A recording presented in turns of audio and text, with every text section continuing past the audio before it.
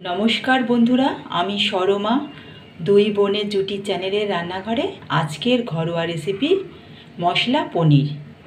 এর জন্য কি করতে হবে, প্রথমে একটা মশলা বানিয়ে নিতে হবে। আমি গ্যাসের ফ্লেমটা কমিয়ে একটা কড়াই বসিয়ে নিয়েছি। এবার এই কড়াইয়ের মধ্যে ছোট এক বাটি জল দিয়ে দিলাম।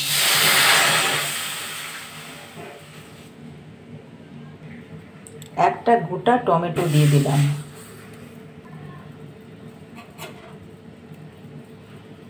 পরিমাণ মতো ধনে দিয়ে দিলাম।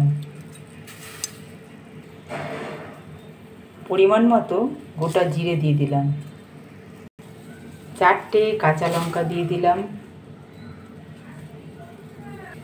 6টা কাজু বাদাম দিয়ে দিলাম। 6টার মতো গোলমরিচ, একটা লবঙ্গ দিয়ে দিলাম। 2টো এলাচ, দারচিনি দিয়ে দিলাম। 1 ইঞ্চি আদা দিয়ে দিলাম। চায়ের চামচে 2 চামচ টক দই দিয়ে দিলাম। গ্যাসের ফ্লেমটাকে বাড়িয়ে দিলাম। পুরো জলটা শুকানো পর্যন্ত অপেক্ষা করব। পুরো জলটা শুকিয়ে যাবে, তারপর মশলাগুলো তুলে নেব।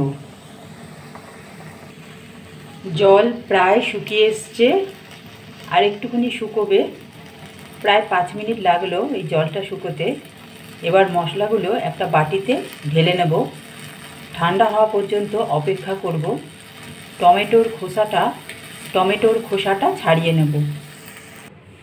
কড়াইতে পরিমাণ মতো তেল দিয়ে দিয়েছি। তেল গরম হয়ে গেছে। 2টো আলু আমি এইভাবে ডুমো ডুমো করে কেটে রেখেছি। এবার গরম তেলের মধ্যে এই আলুগুলো দিয়ে দেব। আলুগুলো দিয়ে দিয়েছি। 1 চিমটে নুন হলুদ দিয়ে দিয়েছি। এবার আলুগুলো ভালো করে ভেজে তুলে নেব। এদিকে আমি পনিরগুলো নিয়ে নিয়েছি। পনিরগুলো আমি নিজেই বাড়িতে বানিয়েছি। 500 ml-এর 2টো দুধের প্যাকেট দিয়ে আমার 22টার মতো পনির হয়ে গেছে। পনিরটা আমি কালকে রাত্রে ছানা কাটার পাউডার দিয়ে ছানা করে ভালো করে জল ঝরিয়ে কাপড়ের সাহায্যে একদম পুরো জল ঝরিয়ে একটা মণ্ডর মতো তৈরি করে কাপড়ের সাহায্যে আমি নর্মাল ফ্রিজে রেখে দিয়েছিলাম। আজকে ফ্রিজ থেকে বের করে আমি পিস পিস করে এগুলো কেটে নিলাম। আলুগুলো ভাজা হয়ে গেছে, তুলে নেব। সমস্ত মশলাগুলো ঠান্ডা হয়ে গেছে, মিক্সির বাটিতে নিয়ে নিয়েছি। এবার পেস্ট করে নেব। এই তেলের মধ্যেই আমি পনিরগুলো দিয়ে দিয়েছি। প্রথম পর্যায়ে পনিরগুলো ভাজা হয়ে গেছে, তুলে নেব। পনির কখনোই বেশি ভাজবো না, পনির বেশি ভাজলে শক্ত হয়ে যায়। দ্বিতীয় পর্যায়ের পনিরগুলো ভাজা হয়ে গেছে, তুলে নেব। পনিরগুলো তুলে নিয়েছি। এই তেলের মধ্যেই আমি গোটা জিরে, তেজপাতা ফোড়ন দিয়েছি। গোটা জিরে ভালো মতো ভাজা হয়ে গেছে। প্রথমে আমি যে মশলাটা মিক্সিতে পেস্ট করে রেখেছিলাম সেই মশলাটা দিয়ে দেবো। মিক্সির বাটি থেকে মশলাটা এই বাটিতে ঢেলে নিয়েছি। নিয়ে নিয়েছি স্বাদ মতো নুন, পরিমাণ মতো হলুদ গুঁড়ো, স্বাদ মতো চিনি, কাশ্মীরি লঙ্কার গুঁড়ো, পরিমাণ মতো কাশ্মীরি লঙ্কার গুঁড়ো।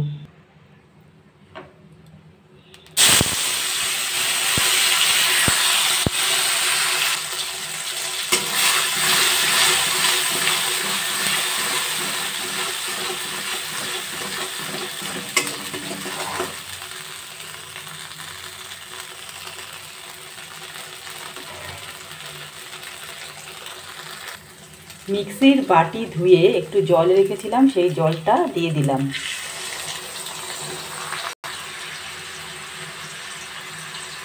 চিনি দিয়ে দিলাম। হলুদ গুঁড়ো দিয়ে দিলাম।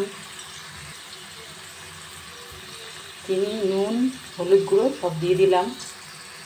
কাশ্মীরি লঙ্কার গুঁড়ো দিয়ে দিলাম। এবার গ্যাসের ফ্লেমটা বাড়িয়ে ভালো করে মশলাগুলো কষে নেব। যতক্ষণ না পর্যন্ত তেল বেরোচ্ছে মশলাটা ভালো করে কষিয়ে নেব।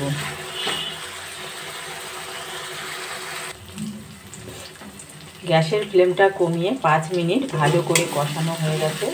খুব সুন্দর মশলার থেকে তেল বেরিয়ে গেছে। এবার আমি ছোট বাটির 1 বাটি ভর্তি ভর্তি জল দিয়ে দেব। এবার ভেজে রাখা আলুগুলো দিয়ে দেব। আরও 1 বাটি জল দিয়ে দিলাম। এই ছোট বাটির 1 বাটি জল দিয়ে দিলাম। ছোট বাটির মোট 4 বাটি জল দিয়ে দিয়েছি। ঝোল ফুটে গেছে। এবার গ্যাসের ফ্লেমটা কমিয়ে দেব। এবার ভাজা পনিরগুলো দিয়ে দেব। ভাজা পনিরগুলো দিয়ে দিয়েছি। এবার 5 মিনিট অপেক্ষা করব। 5 মিনিট ফুটলেই আমার আলুগুলো সিদ্ধ হয়ে যাবে। তাহলেই রেডি হয়ে যাবে মশলা পনির। দুই বোনের জুটি চ্যানেলের রান্নাঘরে আজকের ঘরোয়া রেসিপি মশলা পনির রেডি। ভাত, রুটি, পোলাও, পরোটা সব কিছুর সাথেই এই রেসিপিটা খুব ভালো লাগে খেতে। বন্ধুরা অবশ্যই বাড়িতে ট্রাই করবে।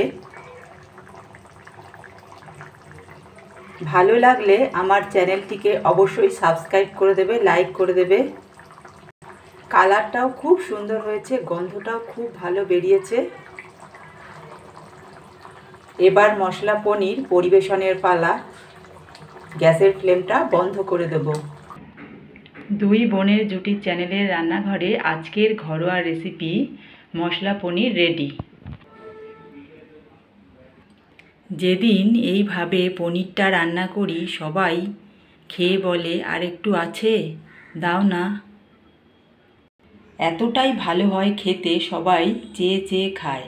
তাই বলি কি বন্ধুরা, তোমরা অবশ্যই বাড়িতে এই রেসিপিটা ট্রাই করবে। আর ভালো লাগলে আমাদের চ্যানেলটিকে অবশ্যই সাবস্ক্রাইব করে দেবে, লাইক করে দেবে।